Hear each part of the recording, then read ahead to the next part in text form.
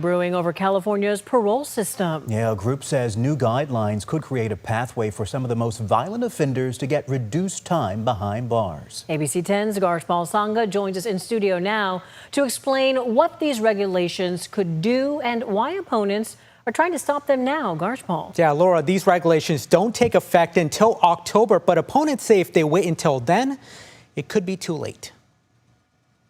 A nonprofit called the Criminal Justice Legal Foundation says it plans to file a lawsuit this week to block a new parole board regulation, arguing they create a new pathway for some long-term inmates to seek shortened sentences or clemency. When I found out, my jaw dropped. Anne Marie Schubert is the president of the Criminal Justice Legal Foundation and a former Sacramento County District Attorney.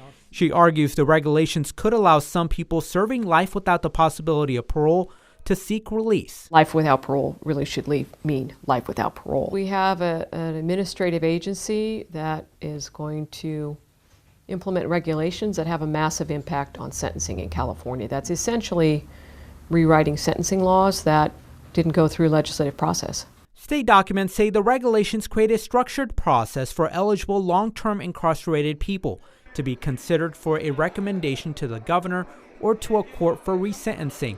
It also says this isn't a parole hearing, and people sentenced to death, registered sex offenders, and several other categories are excluded. There's some in this industry that believe that those individuals will sue because they think they should be included. So we're opening up this Pandora's box that is really going to destroy victims' rights and finality of sentences. Schubert points to the 2009 murder of 8-year-old Sandra Cantu. Blissa Huckabee pleaded guilty and was sentenced to life without the possibility of parole.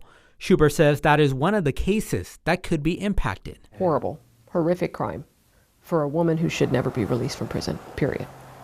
That was part of the plea agreement. That is one of many, many cases that families and victims are really distraught about at this possibility that somebody could then be allowed to be released from prison. Our goal is to raise the alarms, stop this madness, and tell these bureaucrats enough is enough, quite frankly.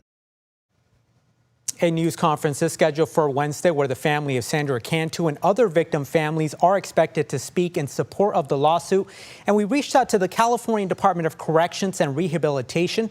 A spokesperson told ABC 10, quote, CDCR has not been served with this litigation and is not able to comment at this time. Laura. All right, Garshpal, thank you for that update.